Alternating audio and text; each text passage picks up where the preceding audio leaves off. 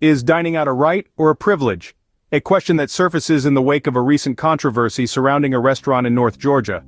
Known as Toccoa Riverside Restaurant, this establishment has been under the spotlight for an unusual policy, charging a fee for unruly children. Now, before we dive into the meat of this matter, consider this. Should an eatery be allowed to impose a surcharge for poorly behaved kids? An issue that, undoubtedly, serves a hearty dish of debate.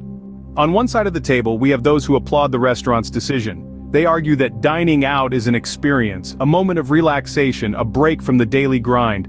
Imagine, they say, you're savoring your meal, the ambiance is perfect. But then, the symphony of cutlery and chatter is interrupted by the shrill screams of a child running amok.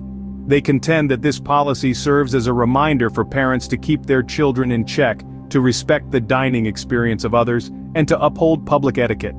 They further posit that this policy isn't about penalizing children, rather it's about holding the adults accountable. After all, the fee is not termed a bad children fee, but a bad parenting fee. It's a call to action for parents to step up and parent, to ensure their offspring do not disrupt the peace and quiet of other patrons. On the other side of the menu, we have those who vehemently oppose this policy.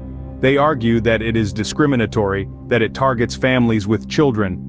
They point out that children, especially young ones, are unpredictable. They can throw tantrums, they can get loud, they can be, well, children. To charge a fee for such behavior, they argue, is to penalize parents for simply having kids. Moreover, they contend that such a policy fosters an unwelcoming environment for families. They fear that it sets a precedent that could lead to more establishments adopting similar rules, thereby limiting the dining options for families. They also express concerns about the subjective nature of unruly behavior.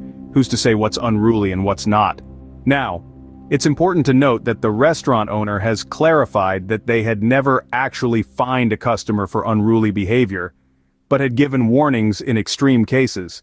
However, the mere mention of such a fee on their menu has stirred up a whirlwind of conversation. So, where do you stand in this culinary controversy? Is such a policy a necessary reminder of parental responsibilities and public etiquette? Or is it an unfair penalty against parents and an unwelcome deterrent for families? We encourage you to chew on this issue and share your thoughts in the comments section.